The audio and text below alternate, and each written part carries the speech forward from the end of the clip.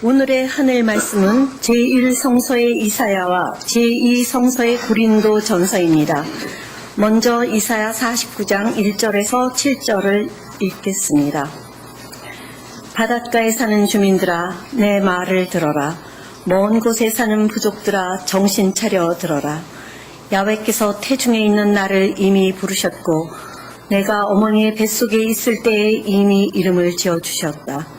내 입을 칼처럼 날 세우셨고 당신의 손 그늘에 나를 숨겨주셨다. 날카로운 화살처럼 나를 벼리시어 당신의 화살통에 꽂아두시고 나에게 말씀하셨다.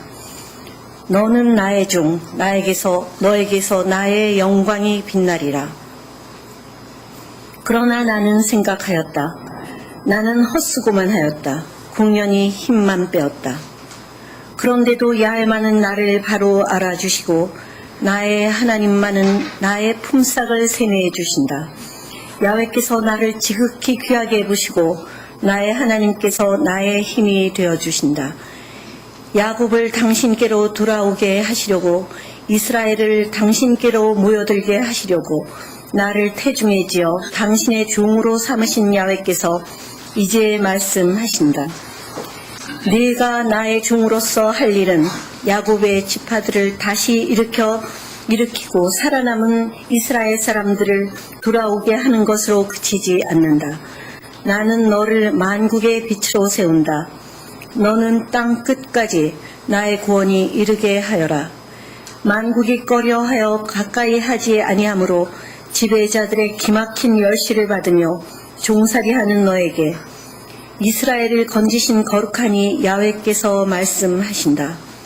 성실하신 야훼, 이스라엘의 거룩한 이께서 너를 뽑아 세우셨다. 왕들은 네 앞에서 일어서고 수령들은 땅에 엎드리리라. 이어서 고린도전서 1장 1절에서 9절 말씀을 읽겠습니다. 하느님의 뜻으로 부르심을 받아 그리스도 예수의 사도가 된 나 바울로가 우리 교우 소스테네와 함께 고린토에 있는 하느님의 교회에 이 편지를 씁니다. 여러분은 우리 주 예수 그리스도의 이름을 부르는 각처에 있는 모든 성도들과 함께 하느님의 부르심을 받고 그리스도 예수를 믿어 하느님의 거룩한 백성이 되었습니다. 예수 그리스도는 우리뿐만 아니라 각처에 있는 모든 성도들의 주님이십니다.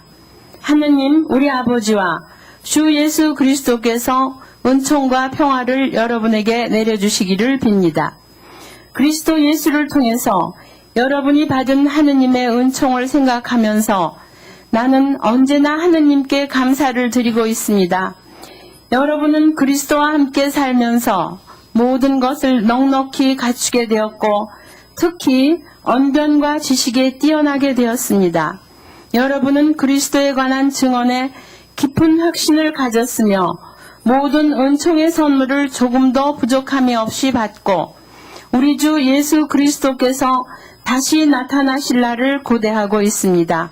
주께서도 여러분이 아무 잘못이 없는 사람으로 우리 주 예수 그리스도의 심판날을 맞이할 수 있도록 끝까지 굳게 지켜주실 것입니다.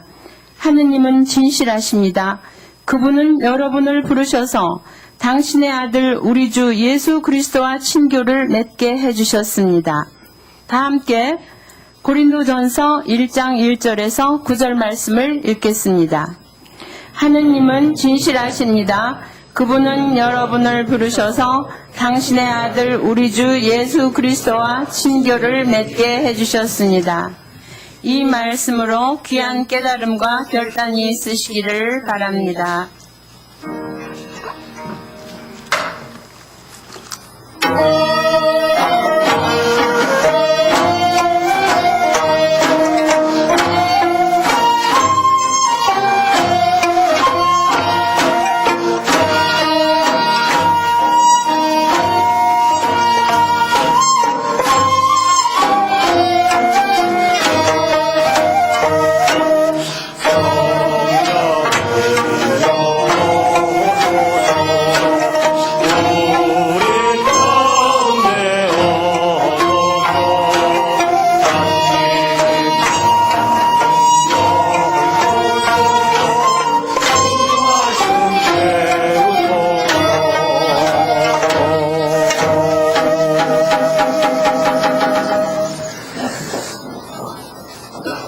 하나님 말씀을 귀로 들으시기 바랍니다.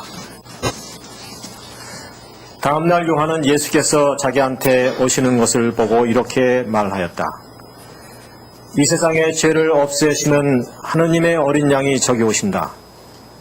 내가 전에 내 뒤에 오시는 분이 한 분 계신데 그분은 사실은 내가 태어나기 전부터 계셨기 때문에 나보다 앞서신 분이라고 말한 것은 바로 이분을 두고 한 말이었다. 나도 이분이 누구신지 몰랐다. 그러나 내가 와서 물로 세례를 베푼 것은 이분을 이스라엘에게 알리려는 것이었다. 요한은 또 증언하였다. 나는 성령이 하늘에서 비둘기 모양으로 내려와 이분 위에 머무르는 것을 보았다. 나는 이분이 누구신지 몰랐다. 그러나 물로 세례를 베풀라고 나를 보내신 분이 성령이 내려와서 어떤 사람 위에 머무르는 것을 보거든 그가 바로 성령으로 세례를 베푸실 분인 줄 알라고 말씀해 주셨다. 과연 나는 그 광경을 보았다. 그래서 나는 지금 이분이 하느님의 아드님이시라고 증언하는 것이다. 다음 날 요한이 자기 제자 두 사람과 함께 다시 그곳에 서 있다가 마침 예수께서 걸어가시는 것을 보고 하나님의 어린 양이 저기 가신다 하고 말하였다. 그 두 제자는 요한의 말을 듣고 예수를 따라갔다. 예수께서는 뒤돌아서서 그들이 따라오는 것을 보시고 너희가 바라는 것이 무엇이냐 하고 물으셨다. 그들은 랍비, 묵고 계시는 데가 어딘지 알고 싶습니다 하고 말하였다. 예수께서 와서 보라고 하시자 그들은 따라가서 예수께서 계시는 것을 보고 그날은 거기에서 예수와 함께 지냈다. 때는 4시쯤이었다. 요한의 말을 듣고 예수를 따라간 두 사람 중에 하나는 시몬 베드로와 베드로의 동생 안드레아였다. 그는 먼저 자기 형 시몬을 찾아가 우리가 찾던 메시아를 만났소 하고 말하였다. 그리고 시몬을 예수께 데리고 가자 예수께서 시몬을 눈여겨보시며 너는 요한의 아들 시몬이 아니냐? 앞으로는 너를 게파라 부르겠다 하고 말씀하셨다. 이는 주님의 말씀입니다.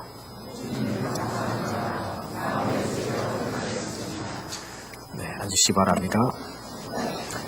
이 시간에는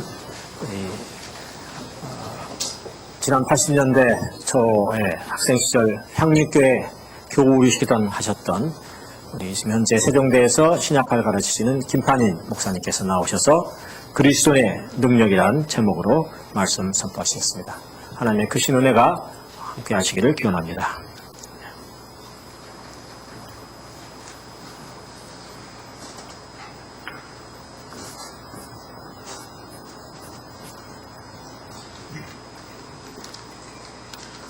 다시 기도하시겠습니다. 성령이여 오시옵소서. 오셔서 하늘 말씀을 사모하여 주일 아침 간절한 마음으로 이 자리에 모인 우리 향인의 모든 가족들 축복하여 주시고 말씀으로 감동 있게 하시며 인생을 새롭게 하고 깨달음을 얻어 하나님의 사람으로 경고케 되는 놀라운 역사가 일어나게 하여 주옵소서. 예수님의 이름으로 기도드립니다. 할렐루야. 사랑과 능력이 많으신 하나님을 찬양합니다. 다른 사람은 몰라도요. 예수님을 믿는 우리 그리스도인들은 살아가면서 경험하는 모든 일들이 하나님이 이루신 기적으로 알고 고백합니다. 기적이란 인간의 이성으로는 납득할 수 없는 또 합리적인 설명으로는 불가능한 것을 말합니다. 저같이 성서를 연구하는 사람, 연구라고 하는 것은 그냥 이성에 호소를 하는 것입니다. 사람들이 알아들을 수 있게 설명해 주는 것. 부단히 노력을 하지만은 제가 신앙인으로서 제 생활에서 겪는 일들은 늘 기적의 역사라고 여겨집니다. 며칠 전 빵을 하나 샀습니다. 빵에 5개로 묶여져 있는 그런 빵이었어요. 우리 아이가 이걸 보더니 예수님께서 5,000명을 먹였던 빵도 5개였지? 이래요. 광고문이 거기에 있는 줄 알았어요. 5,000명을 먹인 빵 5개, 2,500원. 이렇게, 네.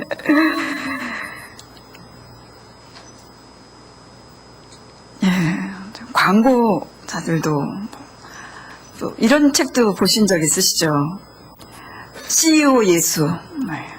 예, 아주 세속적인 사람들, 세상적인 것을 추구하는 사람도 다 예수를 뭐라 그럴까요? 이용한다 그럴까요? 그래서 장사 잘 되기를 바라고 있습니다. 이성적으로도 예수님을 이용하면 도움이 된다고 생각하는 것 같습니다. 저는 크리스찬으로서 우리 모든 크리스찬들이 늘 기적을 경험하기를 바라고 있습니다. 한국의 교육열이 세계를 놀라게 하고 있다 그러죠. 교육열이 높은 우리 한국을 미국도 부러워하고 스웨덴도 부러워하고 핀란드도 부러워한다 그래요. 근데 이 나라 교육에 종교교육은 없고 과학교육은 아주 비중이 높습니다. 그래서 모두가 다윈의 진화론 영향하에 있습니다. 그것은 진리고 시험을 쳐서 합격을 해야 되는 것입니다. 종교는 믿어도 되고 안 믿어도 된다고. 시험도 없습니다. 그래서 우리는 기독교인이든 비기독교인이든 모든 우리 한국의 사람들은, 한국 사람들은 모두 다윈의 진화론자입니다. 우리가 경험하는 모든 일들은 우연일 뿐이라고. 너와 나의 만남도 우연.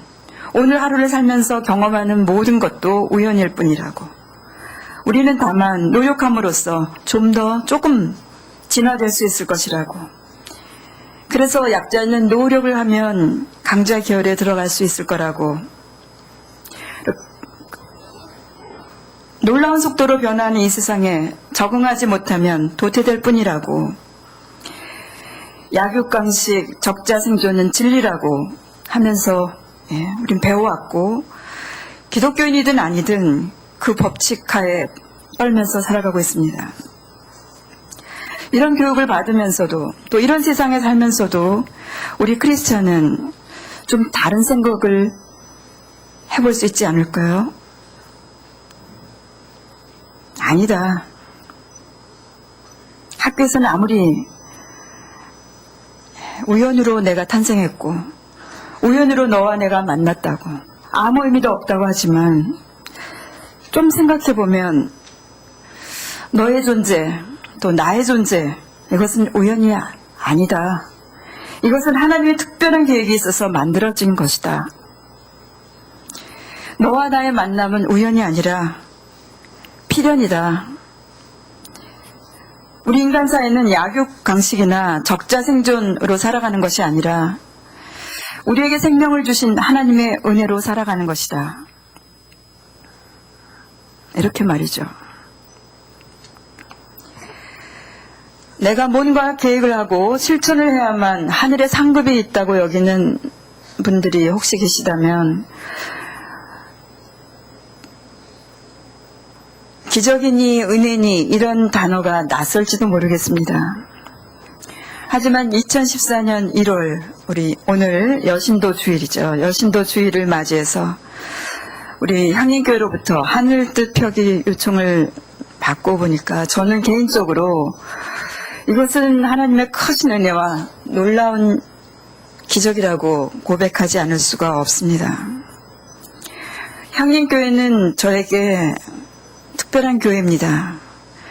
제가 독일을 유학 가서 한 13년 있었습니다. 83년에 떠났는데요. 80년부터 83년 한 4년간 출석하던 교회입니다. 당시는 김호신 목사님이 심호하셨고 지금은 이단교회를 가보니까 거기 다 많이 계시더라고요. 장하구 장로님, 이명희 장로님, 여러 분이 계시더라고요. 근데 그 당시 그분들은 다 여기 계셨고요. 제가 너무나 존경하던 분이셨습니다. 저는 이제 인문계열로 가서 고민하다가 기독교학 하나님을 아는 지식이 얻으면 세상 두렵지 않게 살아가지 않을까 이런 기대를 가지고 고민 끝에 기독교학과를 선택을 했습니다. 그때 학과장으로 계시던 손승희 교수님이 향림교회를 나가보라고 이렇게 추천하시더라고요. 향림교회가 어떤 교회인지 전혀 알지 못하고 나중에 알게 됐습니다. 안병무 선생님, 장하우 장로님 이런 분들이 세우고 또 제 지도교수는 허혁 교수였는데요. 허혁 박사님 그 당시 초창기에 성경을 가르친 그렇게 교회를 시작했던 교회라는 걸 알게 됐습니다. 전 그 당시 주일 아침마다 교회를 향해 걸어 들어가는 사람들을 보았습니다. 오늘은 일찍 와서 보지 못했습니다. 을지로2가 지하철 2호선에 내려서 이쪽으로 걸어오다 보면 을지로2가 아니고 을지로 입구였죠. 많은 사람이 밀려 들어갔습니다. 저는 이제 뒷모습만 보게 되죠. 근데 그 교회를 향하여 걸어가는 사람들을 보면 이 나라 미래에 희망이 있는 것으로 보였습니다. 향림교회 예배실은 가득 찼습니다. 빽빽히 앉았고 저는 거의 서서 예배를 드렸습니다. 선 사람도 저 혼자가 아니에요. 지금 여기 보니까요, 이렇게 쫙 빽빽했으면은 한 60명에서 80명 정도가 섰을 것 같아요. 그러니 제가 맨 뒤에 서서 빽빽한 이렇게 껴서 말이죠. 껴서서 예배를 드리다 보면 이 교회가 굉장히 커 보이더라고요. 수백 명 있는 것 같았어요. 그분들의 발걸음에 걸어가는 모습들을 보면요. 하나님 말씀을 이제 듣고 싶은 그 열정, 그래서 열정을 안고 귀를 쫑긋 세우고 오늘 또 하늘에서 내려오는 말씀을 기대하는 그 마음들로 가득 차서 이렇게 구름 희망이 가득할 때는 왜 좀 사람이 가벼워지잖아요. 점점 이제 떠서 가는 모습을 봤습니다. 교회도 아무리 사람이 늦게 들어와도 5분 전에 들어오는 사람도 막지 않았습니다. 축도라도 받고 가는 것과 늦었다고 오다가 돌아가는 거는 완전히 다르죠. 이렇게 4년간 예배를 드렸습니다. 4년 내내 똑같이 그런 모습이었습니다. 저도 그랬습니다. 교회를 갈 때마다 주일 아침마다 흥분했었습니다. 교회가 나라의 미래를 선도할 것 같은 기대감, 매주 새롭게 듣게 되는 하나님의 말씀에 대한 기대감, 그런 것이죠. 이렇게 귀한 향림교회 말씀을 전할 기회를 얻게 되니까 정말 놀랍고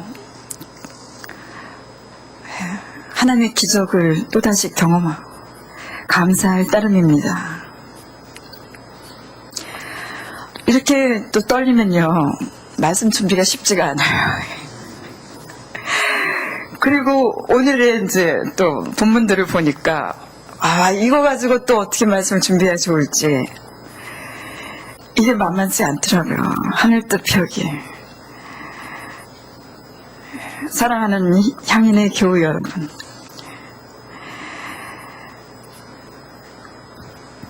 저는 오늘 제목을 그리스도의 능력이라고 정해봤습니다.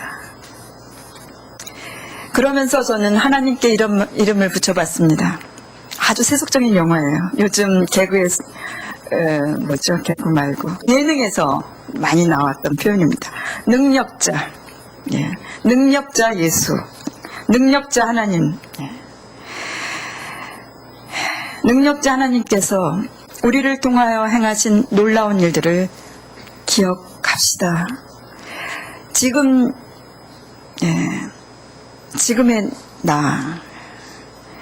지금의 내가 나 된 것은 무슨 일이었던가? 내가 그리스도인이 된 것은 도대체 어쩐 일이었던가 생각해 보십시다. 이 질문에 갑자기 멍해지시는 분도 계실 겁니다. 제 멍 때리네. 야, 나는 태초부터다. 우리 집은 5대째 기독교 집안이야. 네. 저도 아기 때부터 교회를 다녔습니다. 그래도 어느 순간 깨달음, 나를 거듭나게 하는 역사가 있습니다. 기독교를 포함해서 세계 모든 종교는 고통받는 개개인에게 관심을 가지고 출발합니다. 그리고 구원의 길을 제시해 줍니다. 우리는 나라도 구하고 지구도 구하고자 합니다. 그러나 모든 구원의 첫걸음은 자기 자신이 누구인지 깨닫는 것입니다. 자신이 누구인지 모르고 헤매면서 다른 이를 구원할 수는 없는 일이기 때문입니다. 자신이 누구인지 깨닫지 못하면 세상이 만든 가치관과 세계관 속에서 인정받으려고 안간힘을 쓰면서 알지도 못하는 사이에 악을 행하며 악과 타협하고 마음속의 불안과 번뇌로부터 벗어나질 못합니다. 도대체 예수를 믿는다고 주일날 아침 교회에 나와 앉아있는 우리는 도대체 누구입니까? 우리 교단 한국기독교 장로에서는 1937년 총회에서 1월 셋째 주일을 여신도 주일로 지킬 것을 결의하고 지금까지 지켜오고 있습니다. 그렇지만 여신도 주일을 제정하기 이전에도 또 그 이후에도 여신도의 헌신은 한국교회를 지탱해주는 큰 힘이었습니다. 1905년 을사능약이 이루어지기 20년 전인 1884년에 개신교 선교사들이 한국 땅에 들어오게 됐죠. 복음을 전해주었습니다. 기울 대로 기운 조선 말기, 피폐해질 대로 피폐해진 조선사회 평민들에게 복음은 생명을 지탱해줄 수 있는 힘이 되었습니다. 조선사회에서는 양반이 아니라고 멸시당했고 또 남자가 아니라고 존중받지 못했던 그런 사람들이 그리스도의 복음을 통해서 내가 하나님의 귀한 피조물이라는 것, 그리고 하나님의 귀한 독생자 예수께서 보잘것없는 나를 위해 죽으심으로 우리가 구원을 얻었다는 것을 깨닫게 해주었습니다. 새로운 시대가 열릴 것으로 기대했습니다. 그러나 오히려 나라는 일본에게 넘어갔습니다. 이미 세계인들은 당시 한국이 아니죠. 조선이 이미 기운 나라인 것을 다 알고 있었습니다. 지금은 선교단체 얘기들을 들으면요. 예전에 제가 학생일 때만 해도 예수 믿으라고 이제 전도 다니면요. 남학생들은 별로 관심 없었어요. 참 여학생들이 많았거든요. 근데 2000년이 넘은 오늘날은 남학생들이 더 관심을 보인답니다. 지금 한국 사정에서는 남학생들이 더 힘든 사정이 됐어요. 교회도 가보면 예전에는 여성이 70%, 남성이 20, 30%였습니다. 지금은 거의 50%예요. 지금 우리 교회도 그렇죠. 어떻습니까? 남성분이 굉장히 많아요. 더 많아 보입니다. 저는 이 빛이 추워서 잠깐 제대로 안 보입니다만은 이게 거의 50%이신 것 같아요. 예. 어려우면 복음이 들어갑니다. 일제로 한국의 역사가 넘어간 후에 우리 교회 남성들이 이제 교회에 모이면 기도를 합니다. 기도의 내용은 가장 급한 거를 얘기하게 되죠. 나라의 주권을 되찾을 기도를 했습니다. 성경을 읽고는 성경의 진리를 탐구하는 건 급하지가 않습니다. 나라의 독립이 더 급합니다. 나라의 독립에 관해서 논했고 여신도들도 교회가 무엇을 요청하든지 요청하는 대로 헌신하도록 교육을 받았습니다. 오랫동안 한국교회는 예수를 믿는 우리가 누구인지 세상 사람들과 어떻게 다른지 알려고도 하지 않았고 가르치지도 않은 것 같습니다. 세속적인 단체와 똑같이 부자가 되는 것이 하나님의 축복이라고 거짓된 가르침이나 일삼으면서 한국 교인들을 타락시켜 온 것은 아닌가. 안타까운 마음이 유학을 다녀온 다음에 한국 교회가 성장했다고 성장한 많은 교회들을 다녀보면서 얻었던 마음입니다. 한국의 많은 교회들이 특별히 교인의 수와 재정 규모가 큰 대형 교회일수록 세상과 구별되지 않은 세속적 욕망을 추구하는 교인들이 많았습니다. 이런 한국교회 분위기 속에서 우리 향림교회의 현존은 저에게 큰 위로였습니다.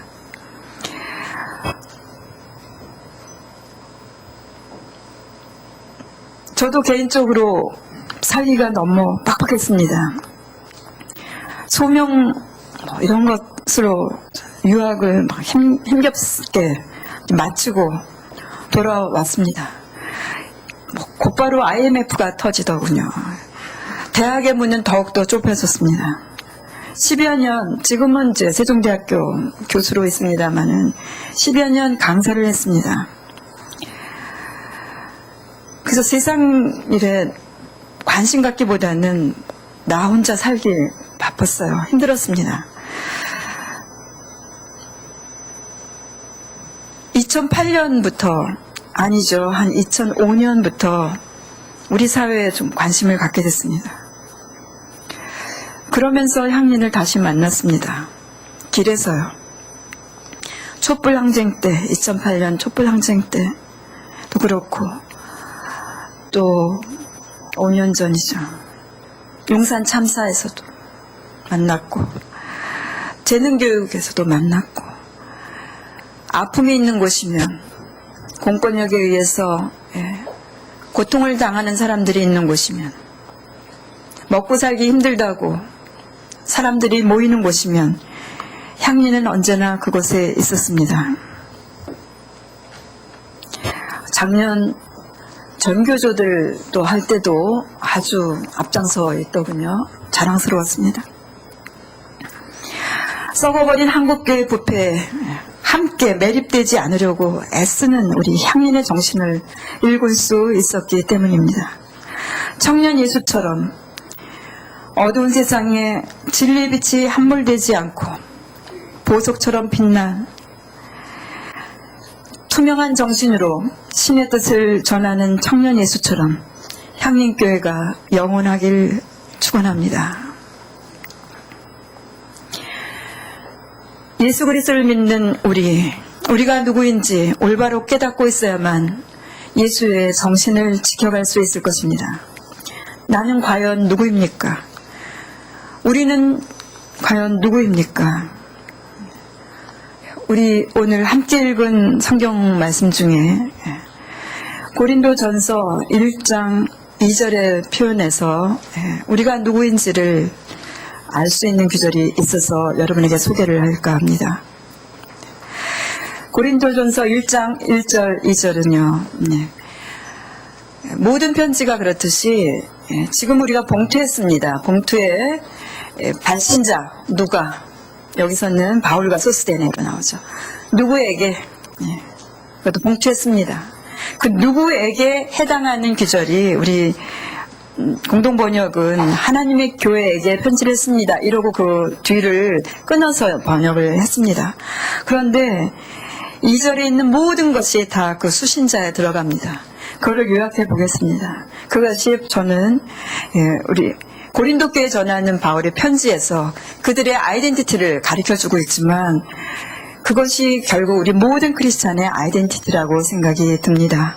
첫째는 하나님의 교회입니다. 교회는 에클레시아 표현이고요. 에클레시아는 하나님이 이렇게 끌어내었다 이 말입니다. 세상으로부터 끌어내었어요. 세상에 살지만 아이덴티티를 하나님께 두는 것입니다. 그래서 에클레시아 하나님의 교회라는 게 첫 번째고요. 두 번째는 뭐라 그랬냐면요. 예수 안에서 거룩하여진 자들이었어요. 거룩하여졌기 때문에 뭐라고 불리우냐면 성도라고 불립니다. 거룩한 사람, 힌두교는 내가 각 깨달아서 구원받았다고 생각을 합니다. 기독교는 혼자가 아니에요. 구원받은 자가 모이는 것입니다. 그래서 항상 무리예요. 그래서 도자를 붙입니다. 성도, 거룩한 무리들. 이 이름이 너무 좋아서 한국 교회 중에도 성도교회 이런 교회도 있죠. 네, 거룩한 무리들. 절대로 혼자 계시지 마시기 바랍니다. 여러분의 깨달은 바를 전하고 함께 나누고 이러면서 모이고 하나님의 가족으로 모였던 이런 공동체가 우리 크리스천들입니다. 예수 안에서 거룩하여진 자들. 거룩이란 윤리적으로 특별하고 이런 것이 아닙니다. 구별되었다 이런 뜻입니다. 세상에 속하였지만 세상과는 다른 구별돼서 선을 긋고 있는 사람들을 의미합니다. 하나님의 교회랑 사실은 같은 의미입니다. 마지막으로는 세상과 살면서 세상 안에 살면서 세상과 구별되기는 사실 쉽지가 않습니다. 그래서 매일 기도를 해야 되는데요. 그 구별할 수 있는 힘이 마지막 절에 있습니다. 우리의 주는 누구냐면요. 예수 그리스도예요. 예수 그리스도의 이름을 부르는 자들이라고 되어 있습니다. 예수 그리스도의 이름을 부를 때 세상과 선을 그을 수가 있는 힘이 얻게 되는 겁니다. 왜요? 세상에서는 모두 다 우리보다 힘센 자들을 주라고 부릅니다. 이 당시는 누구를 주라고 불렀겠습니까? 로마 황제는 말할 것도 없고 그 지역의 영주, 부인의 경우는 남편, 노예의 경우는 자기 상전, 소작인의 경우도 그 땅을 빌려준 영주에는 다 주인입니다. 그런데 이 눈에 보이는 주인들을 놔두고 보이지 않는 예수님, 이미 이때는 이 편지를 쓸 때, 복음을 전할 때는 이미 예수님은 승천하고 안 계십니다. 안 보여요. 보이지 않는 분을 주님이라고, 퀴리오스라고 부르면서 세상의 모든 힘 가진 존재들과 선을 그을 수 있는 힘이 여기에 나온 겁니다. 겉으로는 이 세상에 살고 있습니다. 로마법의 치레를 받습니다. 그렇지만 우리의 주는 오직 예수라고 외치면서 이 세상의 지배로부터 내적 거리라고 그랬죠. 겉으로는 항거하기 어렵습니다. 항거하다가 항거 안 해도 예수 믿는다는 것 때문에 박해를 받던 시절이에요. 내적으로 거리를 두면서 살아가는 존재입니다. 이렇게 세 가지가 고린도전서 1장 2절에 다 나옵니다. 여러분 이것만 지키셔도 여러분은 기독교인으로서 아이덴티티를 잃어버리지 않고 살아갈 수가 있습니다. 세상에 어떤 힘으로 유혹해 와도 거리를 둘 수 있습니다. 이 세 가지 자기 이해, 크리스찬으로 자기 이해를 갖는다면 세상 권리에 휘둘리지 않는 어떤 견고함을 얻게 됩니다. 예수를 믿는 사람들, 예수를 통해서 하나님을 믿는 사람들, 이 사람들의 특징은요, 견고함입니다. 오늘 복음서 말씀 중에 세례 요한도 예수를 알죠. 안드레가 먼저 예수님을 만난 걸로 나옵니다. 베드로에게 뭐라고 합니까? 시몬인데 네 이름을 게바라고 하겠다. 게바는 베드로란 뜻이다. 베드로란 반석이란 뜻이고요. 반석은 뭐냐면 견고한 터에 있는 거예요. 오늘 성경 말씀을 우리 목사님께서 읽으실 때 깨달음이 오더라고요. 반석은 그 베드로만 반석이 아니구나. 우리 모두구나. 예수님을 믿는 우리 모두는 예수님의 견고한 반석 위에 서 있기 때문에 흔들리지 않는 견고함으로 살아가는 것입니다. 오늘 구약 말씀에도 나왔어요. 시편에도 나왔고 이사야 말씀에도 있습니다. 내가 너와 함께합니다. 우리를 꼭 붙잡아 주시고 너 혼자의 힘으로는 약하지만 하나님께서 함께 하시면 우리는 강합니다.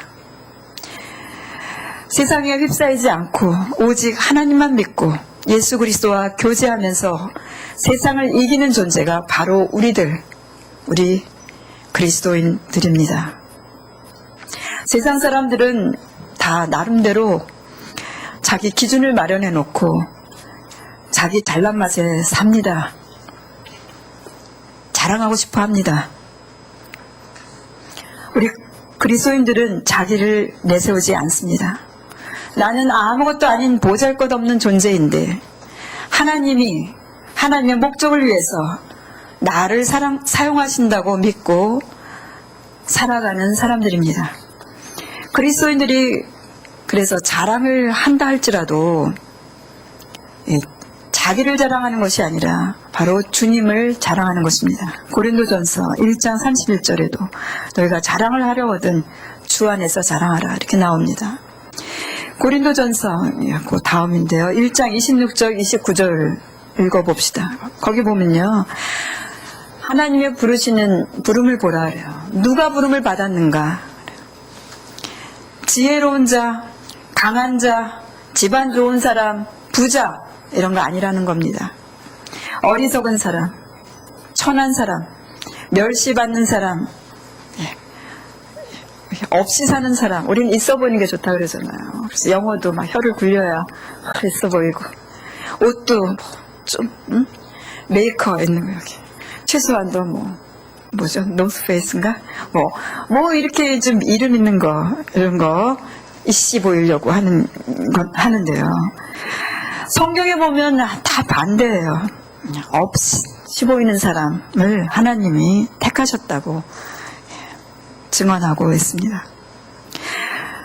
뭐 좀 가졌다고 하는 사람들은요, 그 인간이 이상하게도 자기가 가진 것을 내세우고 자랑하고 싶기 때문에 그걸 이렇게 내세우니까 빈자리가 없어요. 복음이 들어갈 여지가 없는 것입니다. 고린도 교회에 보낸 바울의 편지를 보면 남의 얘기가 아니라 바로 우리들의 이야기입니다. 삶을 나누는 자리가 되어야 합니다. 현대를 가리켜서 포스트 모더니즘 시대, SNS 시대 등등으로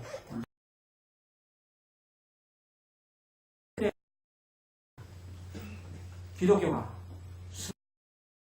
내가 너를 나의 종으로 삼아 이방의 빛으로 나의 구원을 베풀어서 땅끝까지 이르게 하리라. 그렇습니다. 그리스도인들의 정체성 형성의 가장 기본적이고도 가장 중요한 것은 하나님이 나를 불러내셨다라고 하는 고백입니다. 하나님을 만나지 않고는 하나님의 사람이 될 수 없습니다. 하나님을 만나지 않고는 하나님의 일을 할 수 없습니다. 이사야가 그렇듯이 또 이사야뿐만이 아닙니다. 예레미야, 호세아, 다른 모든 예언자들 그러했듯이 전능하시고 또 주도 면밀하신 하나님이 만나고 그분 앞에서 나는 아무것도 아닙니다. 왜 나를 쓰시려고 하십니까? 이렇게 고백을 한 것처럼 그리스도인들도 같은 고백을 드리는 것입니다. 그래서 나의 나된 것은 오직 주님의 은혜라고 고백할 수밖에 없는 것입니다. 오늘 읽은 시편 40편에도 마찬가지 말씀이 있습니다. 그리스도인이 지켜야 할 기본 자세를 읽어낼 수 있습니다. 여호와 하나님을 의지하고 교만한 자와 거짓에 치우치는 자를 돌아보지 않는 자는 복이 있도다. 이 말씀을 보니까 시편 1편이 생각이 나네요. 복 있는 사람은 악인들의 꾀를 따르지 아니하고 죄인들의 길에 서지 아니하고 오만한 자들의 자리에 앉지 아니하고 오직 여호와의 율법을 즐거워하여 그의 율법을 주야로 묵상하는 자로다. 스스로 잘났다고 여기면요 하나님과 가까워질 수가 없습니다. 우리가 우리 자신을 내어놓을 때 하나님은 우리를 통해서 역사하십니다. 우리가 우리 자신을 비울 때 하나님은 그 비운 공간에 오셔서 역사하시는 것입니다. 하나님이 없이 살면요 세상은 험난합니다. 이 험난한 세상에서 당하지 않고 살아가기 위해서는 내가 더 강한 자가 돼야 되고 거짓을 일삼고 더 잔인해지고 그렇게 됩니다. 그러나 우리 크리스천들은, 우리 그리스도인들은 그렇게 되지 않도록 기도해야 합니다. 오늘 시편 40편 11절처럼 하나님께서 자비를 우리에게 베푸시고 인자함과 진리로 우리를 지켜주실 것을 기도해야 하는 것입니다. 그럴 때 그리스도인들의 능력은 나타납니다. 자기 자신을 비우고 하나님의 역사를 기대할 때 하나님의 놀라운 능력이 우리를 통해서 나타나기 때문입니다. 그리스도의 능력이 무엇입니까? 여러분들이 매일매일 여러분들을 통해서 이루시는 하나님의 놀라운 기적의 역사를 경험하지 않으십니까? 맨날 똑같지 뭐. 이러신다면 오늘부터 눈을 크게 뜨고 하나님의 놀라운 역사를 찾아보시기 바랍니다. 우리 그리스도인들을 통해서 나타나는 하나님의 역사는 바로 성령의 역사입니다. 오늘 읽은 고린도전서 1장 5절을 보십시오. 우리가 아주 풍요해졌다고 했습니다. 그런데 어떤 일에서 풍요해졌냐면 모든 언변, 말하는 겁니다. 그리고 모든 지식에서. 크리스찬들은 말을 잘합니다. 남자 여자의 차이점에 둘 다 똑같이 인간이라고 하지만 그 남녀의 차이를 연구한 그 누구죠? 화성에서 온 남자, 금성에서 온 여자, 이걸 쓰신 분이 제가 그 책을 읽어봤는데요. 이렇게 얘기하더라고요. 이 둘이 똑같은 건 딱 하나밖에 없대요. 직립한다는 거. 다른 동물과 구별돼. 그래서 인간이라고 하는 거고 나머지는 다 다르대요. 그런데 특별히 다른 것들은 이거는 영국이나 다른 나라에서도 연구했는데요. 능력에서도 차이가 있다고 합니다. 그래서 어떤 능력은 남성이 좀 탁월하고 어떤 능력은 여성이 탁월하대요. 그래서 아주 결정적인 것 두 개만 제가 알았는데요. 남성이 탁월한 능력은 공간 지각 능력이 여성보다 탁월하대요. 그래서 주차할 때 뒷받고 할 때 남성이 여성보다 훨씬 잘한다 그러고요. 그거 잘하는 분은 남성적 기질을 가진 여성이라는 거예요. 그렇죠. 여성은 남성들이 따라오지 못하는 건 언어 능력이래요. 언어 능력은 여성이 너무너무 말을 잘한대요. 그래서 부부싸움 날 때도 여자가 막 이렇게 그냥 쉬지 않고 얘기하면 남성도 나도 할 말 있어 하고 이렇게 좀 끼려면 그 틈새도 안 주고 계속 떠든대요. 그러면 몇 번, 3번 정도 시도하다가 낄 수가 없다는 걸 알고 화가 나죠. 그래서 큰 소리로 뻥치고 시끄러워 이러면 이제 여자가 아이고 무서워 이러면서 조용해진대요. 그러면 남자는 한마디도 못하고 큰 소리 치니까 되는구나 이렇게 여기는 게 남성과 언어 능력 때문에 그렇다고 합니다. 네, 대부분이 그래요. 근데 그렇지 않은 예외적인 남성들을 봤어요. 정말 남자 같지 않아요. 누구냐면요.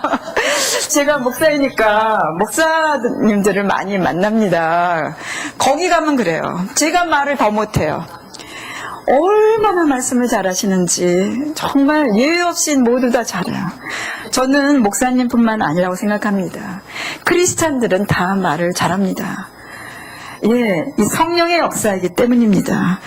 고린도전서 12장에 보면 성령의 은사들이 열거되고 있거든요. 그 열거되는 거 제가 거의 다 외웁니다.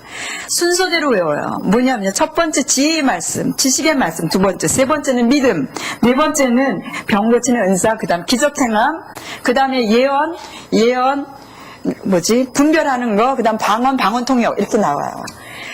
저는 처음에는 앞에 2개, 지혜의 말씀, 지식의 말씀, 그 다음 방언 밑에 4개, 이게만 언어인 줄 알았어요. 그런데 믿는다는 것도요, 믿습니다 말을 해야 알죠. 그리고 기적행함은 귀신 쫓는 거거든요. 이것도 말을 해야지 귀신이 떠나가요. 그래서 이 모든 게 언어 능력입니다. 성령의 역사는, 그리스도인들에게 나타난 성령의 역사는 사람들로 하여금 말을 하게 해줍니다. 그래서 저는 오늘 설교 제목으로 그리스도의 능력이라고 잡았을 때 이거는 괜히 주신 게 아니다.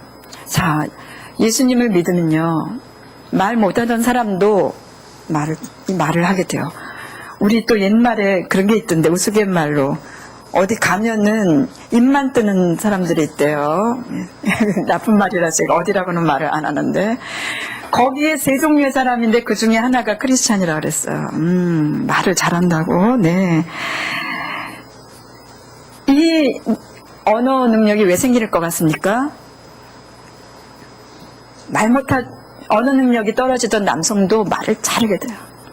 언어 능력이 좋은 여성들은 더 잘하죠. 네. 이거 다 하나님 주시는 거거든요. 괜히 주는 게 아니에요. 예수를 믿으면 근질근질해요, 목이. 왜요? 근질근질 하잖아요. 전하지 않고는 견딜 수 없었어. 내가 받은 게 내가 잘나서 내가 이만큼 노력하니까 구원해 주셨다. 이게 아니라 내가 노력하기 전에, 내가 그분을 알기 전에 그분이 먼저 베푸신 거예요. 구원이야말로 거저 오는 것입니다.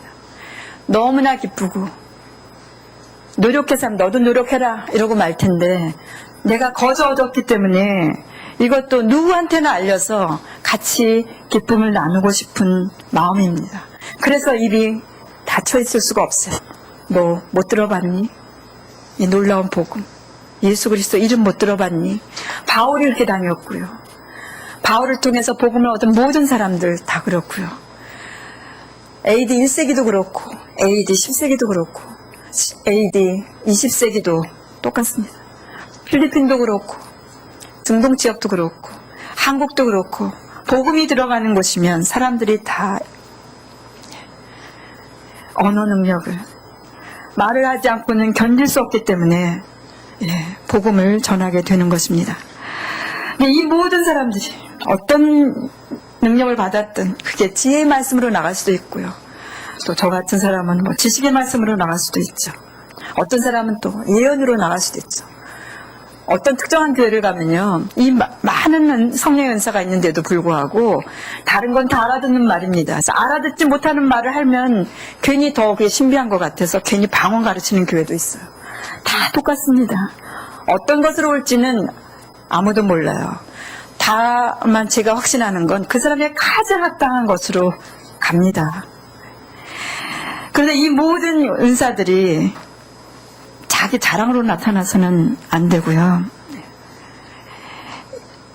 이 성령의 능력 소유자들은 로마서 8장 28절에 의하면 합하여 선을 이루어 하는데 쓰여져야 하는 것입니다.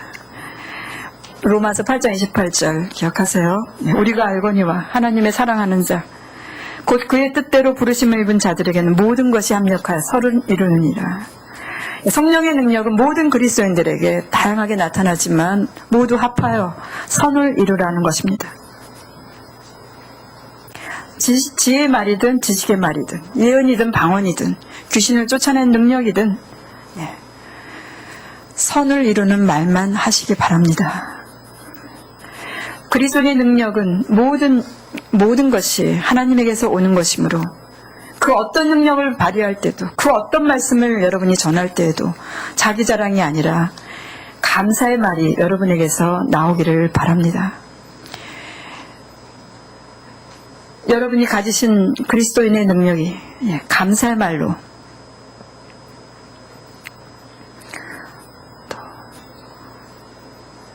여러분이 가지신 그리스도인의 능력은 선을 도모하는 일로 나타나시길 바랍니다.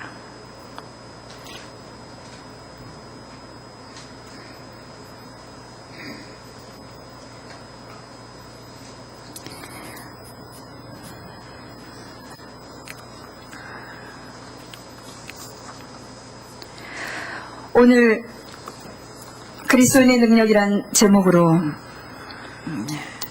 여신도주일 하나님의 말씀을 준비해 보았습니다. 여신도주일은 1937년부터 제정되어서 오늘날까지 지켜오고 있습니다. 제정되기 전부터 한국교회에서 여신도의 역할은 한국교회 시작부터 아주 중요했다고 보는 것이 옳을 겁니다. 조선말 가장 낮고 보잘것없는 존재로 여겨지던 여성들은 그리스도의 복음에서 힘을 얻고 새롭게 태어났으며 교회와 나라의 기둥이 되어왔고 앞으로도 그럴 것입니다. 예전의 가정과 사회가 그러했듯이 교회에서도 남신도가 군림하고 여신도들은 말없이 봉사하는 자리를 채웠습니다. 그러나 21세기 우리 한국교회는 새로워질 것이 분명합니다. 이미 새로워진 교회도 많이 있습니다.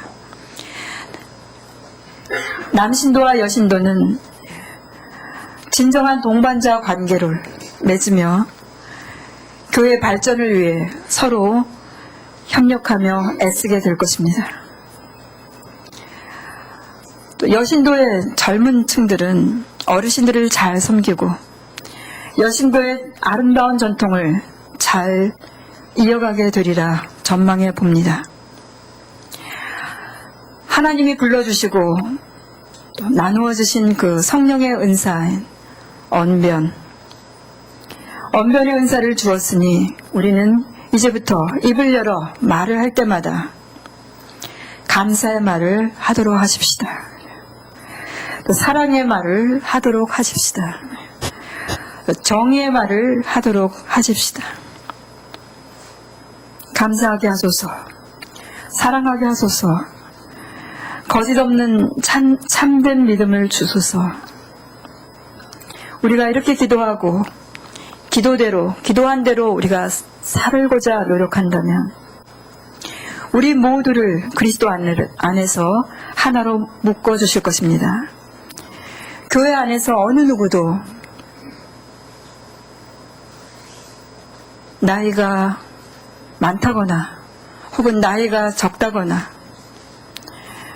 가난하거나 또 여성이라거나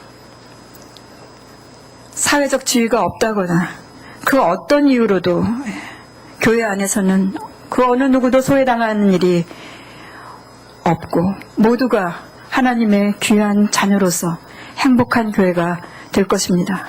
서로가 서로에게 힘되어주고 사랑하고 격려하게 될 것입니다. 하나님께서 우리를 부르신 이유가 바로 우리로 하여금 어둠에 빠져있지 않고 밝은 빛을 비추기를 원하시기 때문입니다. 거짓과 탐욕에 빠져있지 않고 오직 진리와 정의 안에서 우리가 세상 안에 살면서 빛이 되기를 원하기 때문입니다. 자랑스러운 향림교회 여신도의 여러분, 사랑하는 향림교회 교우 여러분, 하나님 보시기에 자랑스러운 여러분이 되시기를 축원합니다. 마지막 심판의 날, 그리스도의 날에 모두 칭찬받는 여러분이 되시기를 축원합니다. 아멘. 침묵으로 기도하시겠습니다.